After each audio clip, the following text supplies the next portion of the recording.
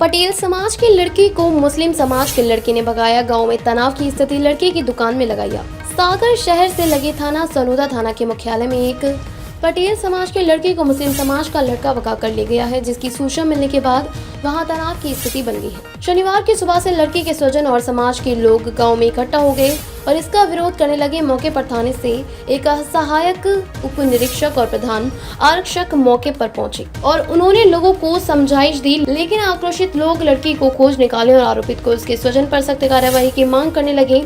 लड़की को भगा ले जाने वाले लड़के की गाँव में स्थित दुकान को आग लगा दी गई है। भीड़ को काबू करने के लिए पुलिस को हवाई फायर भी करना पड़ा। सूचना के बाद मौके पर सागर पुलिस अध्यक्ष सहित आसपास के थाना बल को बुलाया गया है। मौके पर फायर ब्रिगेड भी पहुंची है, जिसने लड़के की जल रही दुकान को बुझाने का प्रयास किया है। गांव में तनाव की स्थिति है। फिलहाल गांव में भारी संख्या में पुलिस बल तैनात है। देखिए, आज सनोदा में सभी लोग एकत्रित हैं और बहुत गंभीर विषय है। कल यहाँ की ही बेटी एक कोई मुस्लिम जो क्रिमिनल है वो अगवा करके ले गया है और जिससे यहाँ की गांव के लोग आक्रोशित हैं। इस तरह की ये 5वीं घटना है।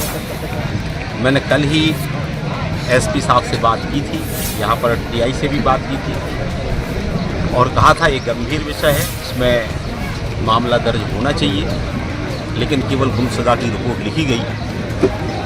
हालांकि एक टीम गई है और मालूम पड़ा है कि बहुत जल्दी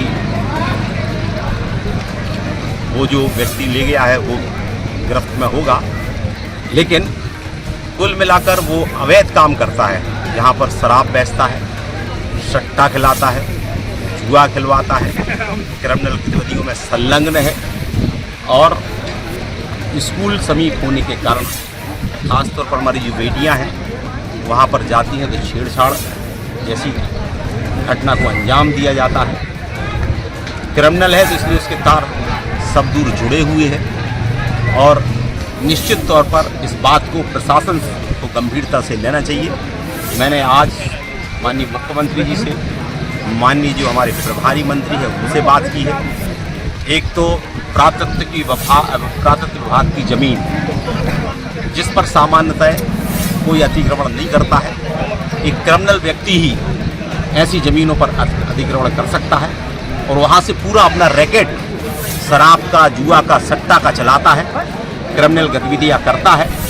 और निश्चित तौर पर यहाँ के लोगों की मांग है कि ऐसे क्रिमिनल व्यक्ति के ऊपर और जो उसमें संलिप्त है उनके खिलाफ सख्त से सख्त कार्रवाई होना चाहिए और अविलंब जो अतिक्रमण है पुरातत्व की ज़मीन पर उसको अविलंब हटाना चाहिए। मैंने आज इस संदर्भ में राजस्व अधिकारियों से लेकर कलेक्टर से लेकर सबके संज्ञान में मैं लाया हूं और मेरा ये कहना है कि यदि ये नहीं हटेगा,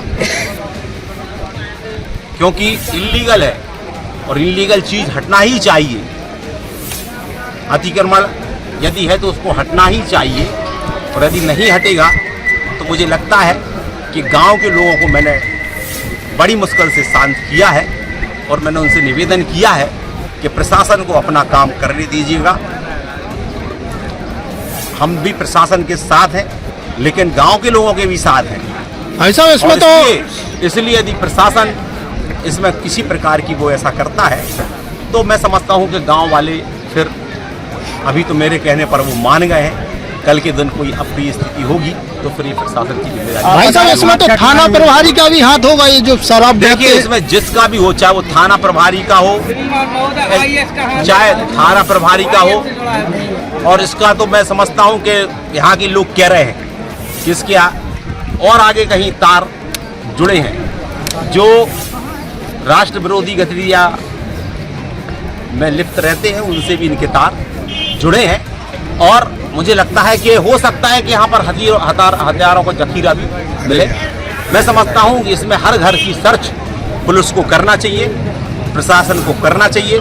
यहाँ पर अवैध हथियार भी मिल सकते हैं, यहाँ शराब भी मिल सकती है, ऐसे अवैध कई चीजें मिल सकती हैं। ये भी बताया जा रहा है कि आज उस लड़की की बारात आने वाली थी, इसमें देखिए यही तो दुखद है कि बड़े योजनाबद्ध तरीके से, और उसमें कोई एक आदमी नहीं हो सकता है, बड़े योजनाबद्ध तरीके से जिस तरह से देश के अंदर वातावरण चल रहा है, ये पहला फुसलाकर ऐसी गरीब ऐसी बोली वाली अपना स्टार बनाते हैं, कई प्रलोभन देते हैं, कई प्रकार उनका केवल नहीं है, ऐसे प्रलोभन के लालच फंसाकर हमारी बच्चियां कई बार अनजान होती